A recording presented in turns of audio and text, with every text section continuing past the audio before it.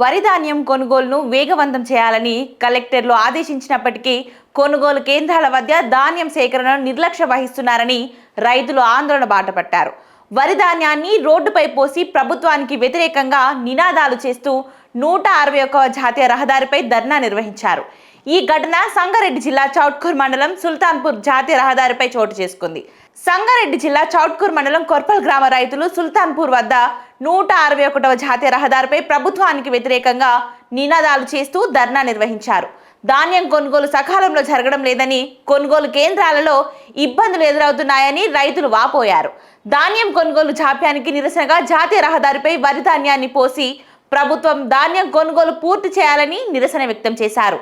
ధాన్యం కొనుగోలు కేంద్రాలను గత వారం రోజుల క్రితం జిల్లా కలెక్టర్ ప్రతీక్ జైన్ సందర్శించి ధాన్యం కొనుగోలును వేగవంతం చేయాలని ఆదేశించారు.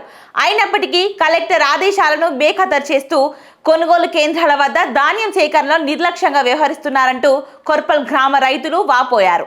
రైతులు రహదారిపై ధర్నా నిర్వహిస్తుండటంతో సుమారు 2 కిలోమీటర్ల మేర ట్రాఫిక్ అంతరాయం ఏర్పడింది.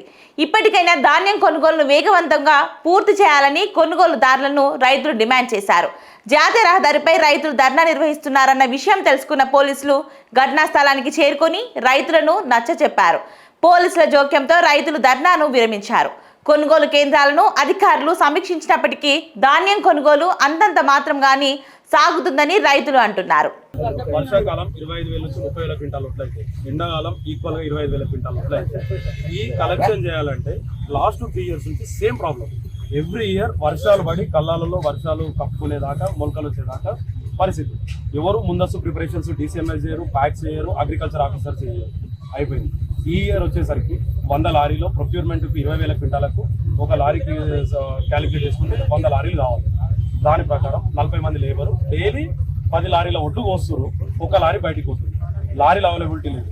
ప్రొక్యూర్మెంట్ చేయడానికి వంశీ DCMS నుంచి 14 మందిని తీసుకొచ్చింది. అందులో ఒకడు కుకింగ్ చేస్తారు, ఒకడు పార్సల్ చేస్తారు.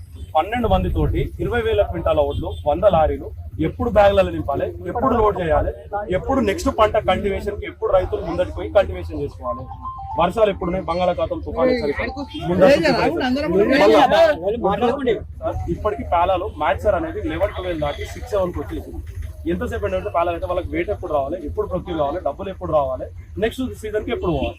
కలెక్టర్ గారు లైవ్ విజిట్ లాస్ట్ ఫ్రైడే వాళ్ళ విజిట్ చేసి సైట్ విజిట్ చేసి 2 డేస్లో అన్నారు. అప్పుడు అందరు ఆఫీసర్స్ వచ్చి 2 డేస్లో అంతా ఏదో యుద్ధ ప్రాతిపదికన అన్నట్టు ఇమీడియట్ యాక్షన్ కింద అందరు ఫోన్లు చేసుకుని అయిపోయింది. తెల్లారి మళ్ళీ ఒక ఆఫీసర్ వచ్చింది, నెక్స్ట్ డే MRO వచ్చారు. మళ్ళీ ఈరోజు వెనస్డే కదా, ఇప్పటికి ఒక లారీ పెరగలేదు, ఒక లేబర్ పెరగలేదు. ఆ DCMS ఆఫీసర్ ఏం చెప్తారంటే బీహార్లో ట్రైన్ ఎక్కి సికింద్రాబాద్ వచ్చారు, సికింద్రాబాద్ దిగారు, కొరపాలు వచ్చారు. మరి ఏమైందన్న ఇంకా రాలేదు, నిన్న మంగళవారం శుక్రవారం నుంచి కొరపాలు అన్నావు కదా అంటే ఫోన్ స్విచ్ ఆఫ్ పెట్టి లేపలేరు, నేనేం చేయాలంటే. మరి ఇప్పుడు రైతులు ఏం చేయాలి? ఆ కాలాలైన వడ్లను మ్యాచర్ తక్కువ వస్తే వీడికి 42 కిలోలు 3 కిలోలు ఎక్కువ చేసి మళ్ళీ కొడుతుంది. అంత వెయిట్ లాస్ అయితే మళ్ళీ ఎవరు కొనాలి? అప్పటి వరకు నెక్స్ట్ కల్టివేషన్ పోవద్దా రైతులు? 100 లారీలు ఇప్పుడు 15వ లారీ నడుస్తుంది సార్. మొత్తం 300 సీరియల్ నంబర్ నడుస్తుంది.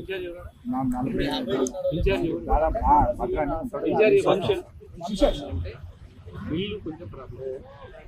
నైట్ సార్ కలెక్టర్ గారు అందరితోటి మిల్లర్తో కూడా మాట్లాడండి. అందరం ఇప్పుడు మొత్తం రైతు రోజుకు మా తన 10 మిషన్లు నడిచి 15 లారీలు ఒడ్లు వస్తాయి.